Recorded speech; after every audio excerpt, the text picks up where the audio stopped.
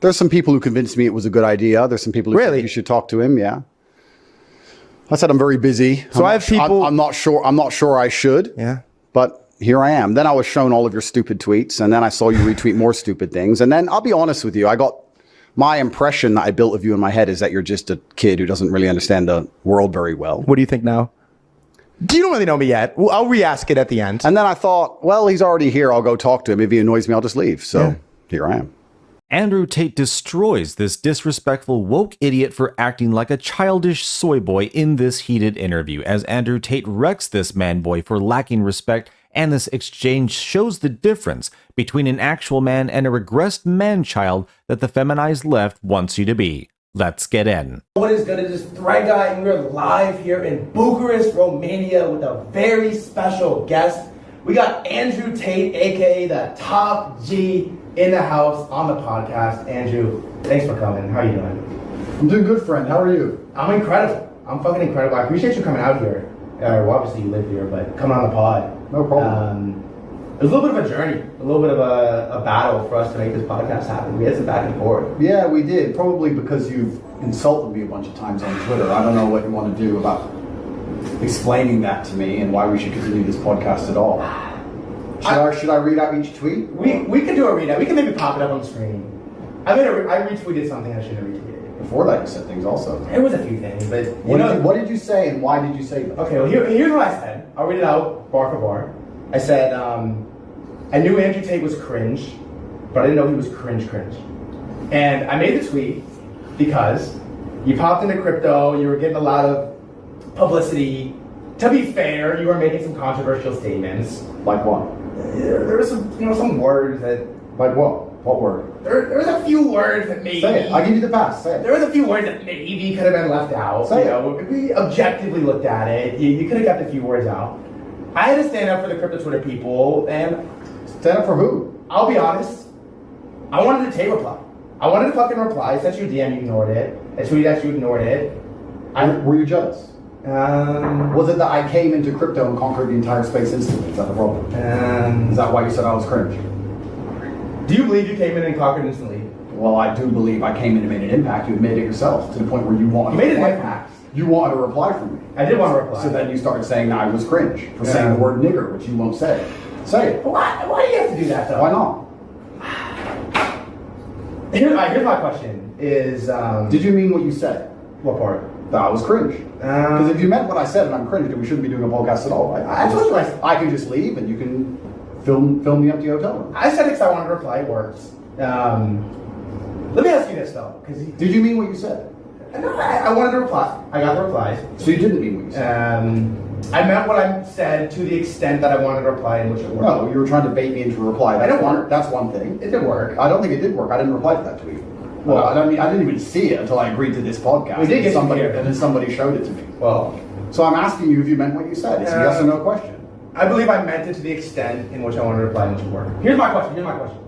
That's the ultimate cop-out. And stop telling me it worked. If you say that one more time, this is over. Stop saying it worked. I did not reply to that tweet. I was unaware of that tweet until I already agreed to this podcast, which you refused to pay my fee because you couldn't afford it. I said I would do it for free. Don't interrupt me. Now I'm sitting here, and someone showed me a bunch of tweets where you insulted me. So I'm asking you if you meant them. It's a yes or no question. If the answer is no, then say no. If the answer is yes, then say yes. Well, there was a singular tweet, and the answer was no. It was a rage bait. We got the reply. Here's my question for you, though. You didn't get a reply. Why do you keep saying that? Well, I didn't get a reply to the specific tweet, but there was a dialogue was initiated. Here's my question: is obviously you say a lot of controversial things. You come on here and say a word that you don't have to bleep that out, right? Like I can't leave it podcast. What nigger? But it's like, here's my question for you: is like when you say these things, these words that I can refuse to use, can't even acknowledge. I mean, come on, okay. What am I supposed to do with that? Do you think that you gain more in shock value than you lose in people being like, yeah, I can't fucking engage with this guy? Do you think I do it for shock value? Is that why you think I do it? I'm still living inside the matrix. You're still obsessed with the code. Did I say that though? No, but why else would I be doing it? You gave me... Well, why do you do it? Well, that's a far more intelligent question. Okay. You gave me a false dichotomy to choose between. You said I'm either doing it for shock value, you're assuming, and you're saying then I'm losing X amount of fans because people can't associate with me. But well, who Who says I'm doing it for shock value at all? I didn't say, but there definitely are fans being lost. So one of the two parts of this statement were true. Are there? I don't know. I'm still one of the most popular people on the planet. Wouldn't you agree? I mean, you flew all the way to Romania to talk to me. I didn't deny that. But I will say that you were brought up on a family vacation, and some people were not. Tell me about your family vacation. Some people were not super pleased. Oh, no. That sounds devastating. For the guy's be family, I'm very upset. Tell me about your family vacation. I'm interested. Well, I do love my family. I'm sure you do. Tell me about it. What were they saying? So it's the annual, well, they're going to listen to this too, you know that, right? That's fine. And so if you want to shout out like Auntie May or Aunt Julie, you can. I have nothing bad to say about your family. Okay. I don't just insult people I don't know. I think that'd be very immature. I think it would actually hold you back from many opportunities in life, because most people in my position, after seeing something like that aimed at them, or seeing somebody, a nobody with a very few number of followers, insulting them, and then coming over here trying to do an interview. Define a low number of followers. Well, I'm just explaining to you that most people would decline the opportunity, or they walk away from it instantly. So you hold yourself back with these kind of comments, and you also nearly lost all of this entire opportunity. I did almost lose it a couple times. I can't help myself sometimes. Well, can I be honest with you? You should be smart. Can I be honest with you? Like, it's a tough thing for me because I just fire. I don't really think. I just fire. It's a double-edged sword. Because oftentimes it works. I fire, I say some shit, we get here. And then oftentimes I fire, I say something I shouldn't say, and then we almost lose getting here. Do you think you gain more in shock value than you lose from the fans and the very important people that you alienate? Well, clearly. Well, you should be more careful in general. That's life advice for you. Yeah. You know, most people would just decline talking to you, absolutely. Folks, I just want you to look and see the difference in posturing between these two. I mean, this woke idiot on the right, this man-child, look at the way he carries himself. He even admitted, I don't think I just fire. Chaotic, right? He apparently insulted Andrew Tate while he was over here. He's disrespectful, right? He doesn't know how to be respectful and how to be appreciative of opportunities. Like, he's just going in the moment. Whereas Andrew Tate walks in, he's calm, he's collected. You know, he's postured up better. He's calling him out to his face. He's being direct with what he's saying, and he's just being up into the forefront with everything. So you can see the difference between this guy on the left, Andrew Tate, which, you know, the woke matrix has tried to end it several times, and this guy on the right. This guy on the right, that's what the left wants you to be. They want you to be a more feminized, you know, chaotic version of yourself, not in control, not respectful. They don't want men to get along with one another. Why? Because eventually you get enough of them and then you have an army. That's what they don't want. And this is far more of the personality type of guys that you see on the left, of how they carry themselves. And he even admits that what he does is basically for shock value. And this is the type of man that the woke matrix wants you to be. That way they can dominate you. But hit that like button and notification bell. It helps the algorithm. Let's get back in. Just genuinely, because I do appreciate you coming on, genuinely. You have a fee, it's expensive, people pay it. I didn't have to pay it. Why did you come on this podcast? Well, I thought it would be nice to introduce myself to the crypto world. Of course, they already know who I am. Of course. There's some people who convinced me it was a good idea. There's some people who said you should talk to him, yeah. I said I'm very busy. So I have people... I'm not sure I should. Yeah.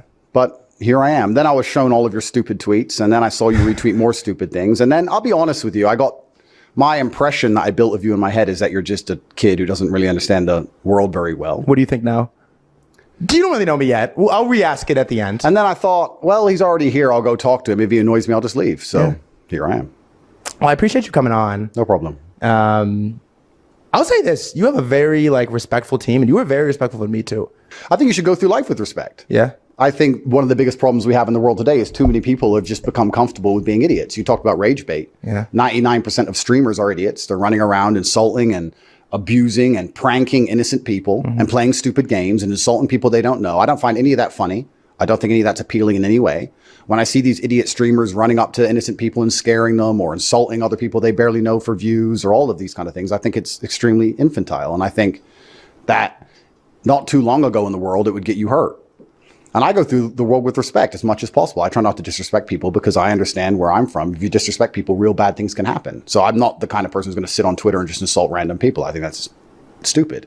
Even if they can't find me, even if they can't get to me, even if they don't have the capability, I think God himself is watching, and I don't think God likes people who do that kind of thing. I think that you pay the price one way or another if you're going to go through life and be that kind of person. You should be respectful to everybody. Like Andrew Tate said, in the very real world, if you F around and find out with the wrong person, there are serious consequences to that. And this idiot kid, like he pointed out, along with these rage-baiting streamers, whom are most, if not all, that I've ever seen on the left, they go through life like it's a game. Like it's just, you know, this big fun thing to go through and nothing bad is seriously going to happen. So yeah, absolutely. Most of them, if not all, they lack respect. They don't really appreciate that. And you can see the difference in the schism between femininity and masculinity between the left and the right. And you can see all these beta idiots on the left just making fools out of themselves, screaming at everyone, acting an idiot. And now finally guys are mostly moving to the right now and saying, this is stupid. This is enough. This is chaos. This is just nothing but chaos that the left is committing, and that's exactly what they want men to be, because that way they can own them and tell them what to do.